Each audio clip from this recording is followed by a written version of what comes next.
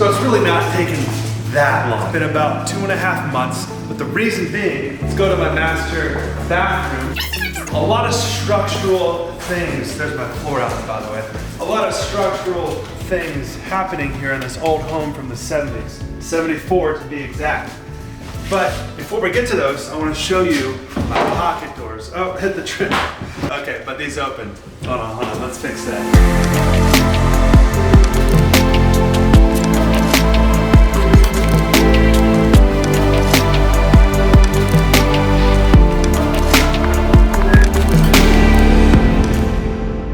Okay, perfect. My pocket doors. The master bathroom is going to be brilliant. I had them frame this out to a 2x6 wall. By the way, this is Mark. You guys know Mark. He's been in vlogs before. And so this 2x6 wall, so I can add a niche here. This is where the floating vanity is going to go. Outlet for this mirror. Boom, as you can see, LED backlit, really, really cool. And I had it, if you peek your head around here, an outlet there so I can charge my shaver. And so, mirror, vanity, another couple niches. What I did here was I put like about a 5 or 3 degree tilt so the soap wouldn't fall off, but the water will come off and not stick in the corner. I put cabinet screws, it's called a Craig jig. You drill a hole, or pre-drill first for the bottom, then you sink a screw in, and then we caulked it. So what's gonna happen, this is gonna be a Moroccan Tadillac plaster on the floors and the walls of the entire bathroom. This is the shower, got 2 rain heads.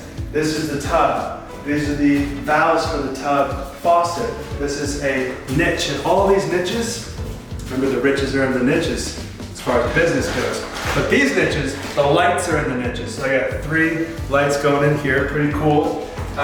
Light for each one of those niches. I have switches here for those niches, and of course a pocket door. I had a couple designs where it was like I had a toilet over there and like no door and stuff like that. I decided do the door. I mean, who wants to? You know what I'm saying? Don't need to go any further. So another pocket door. Got a 30-inch pocket door here, and an access, really dark, no lighting yet, but an attic access with the HVAC right above. Of course, I have my supply in there as well, but I can change filters. Boom, all new HVAC. So that's exciting. Now today's Sunday, and Mark's helping me film this epic video, and then the plaster is starting tomorrow, so that's exciting. So Chandel will be here, the same lady who did the fireplace. Epic woman in business, entrepreneur, really cool. She's got a little crew she's starting, so check her out on Instagram, Chandel Paints. But this is where the Upanor piping came from. Actually, let's go up back. We can see Bill playing tennis maybe. Come on, Jake. Better. Cool. You guys get against the... Oh, yeah. So this is Upanor. This is the cold, and this is the hot. And it's a very durable, and you can run it underground, which is exactly what we did here. So you can see there's a little stub up there. Grab a B-roll of it. And a little stub up there. They go into the wall, and then they feed through the ceiling, and they feed the entire master side of the house. So we ran a line straight down under the deck here, and then straight through the block, tied into the water heater. This is a vent.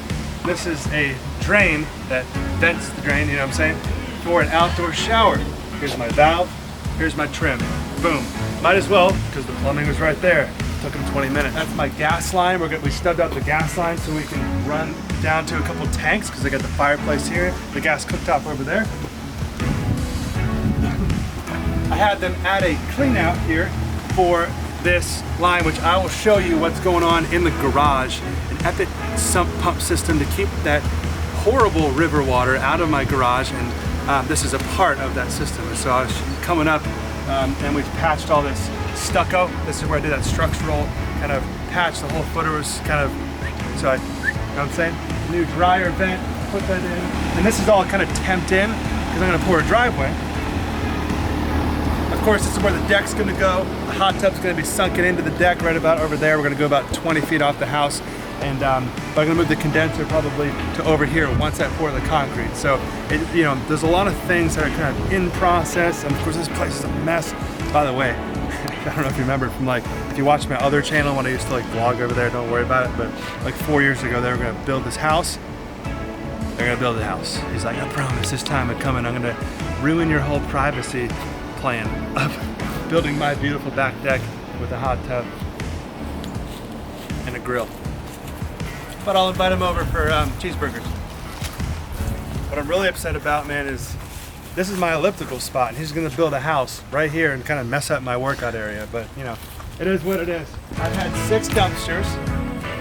They just picked up the 6th one. Gonna order number 7 coming up. I'd probably get a 20 yard. Just wanna touch on this. There's gonna be you know, a nice trim for this. Obviously it's not gonna hang down like an elephant here, but this is for the bathroom that I added, and every bathroom needs an exhaust fan. So you've seen the office, it's great.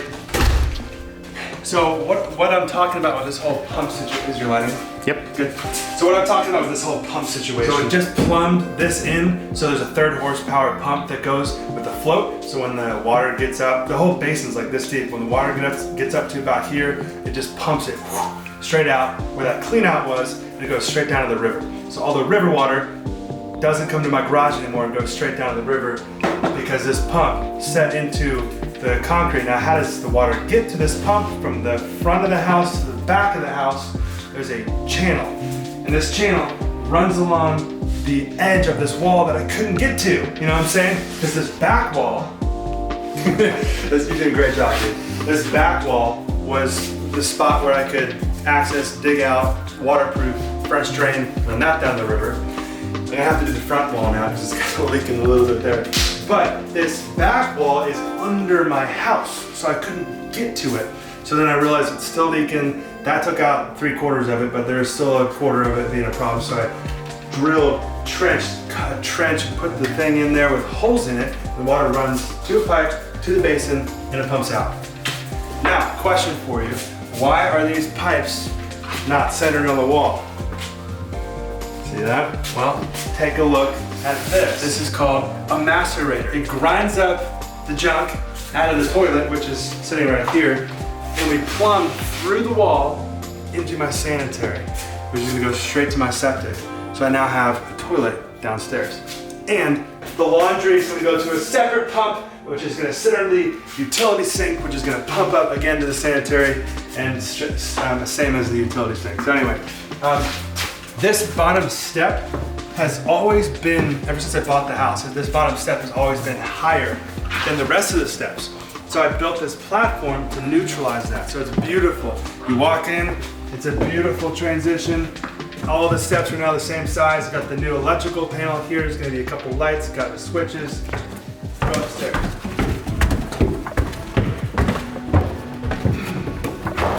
When you're doing your own project, you really have to understand that I've learned that, like, well, I don't want to say that. Let me say it. Here, let's just start that again. So when you're doing your own project, you really come to realize that it's up to you to make all the decisions. It's insane, like, how many little details go into every single specific about what appliances do you want? Where do you want these 3-way switches, which I have. I added this switch to go over to there to hit these 4 lights for the dining room, picking out the actual fixtures and just picking out every single thing, not just picking it out, but I can't even go to the bathroom without the guys like knocking the door, like, yo, where do you want this valve? Like, I had to lay out every inch for every valve, and rain heads, or do I want body sprays or not, which I didn't wind up doing, or things on the handle.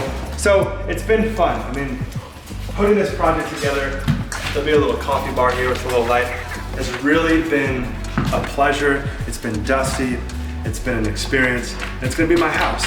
Unless I decide to sell it and make a bunch of money, I'm gonna really enjoy living here, and it's been fun having you along for the ride. So make sure to subscribe. A lot more videos coming up about how to do contracting, how to send proposals. By the way, I do have on JesseLaneConsulting.com, but Jake, stop playing with the ball. I do have I'll give us a minute. Proposal template that you can buy. It's 197 bucks. A couple of you even bought it without me even telling you about it, so check that out if you'd like, but I'll make a video on it soon. And watch my Instagram stories, Jesse Lane TV, and we can kind of touch base on the house. See you soon. Bro fist. I'm like cutie pie now, man. It's great.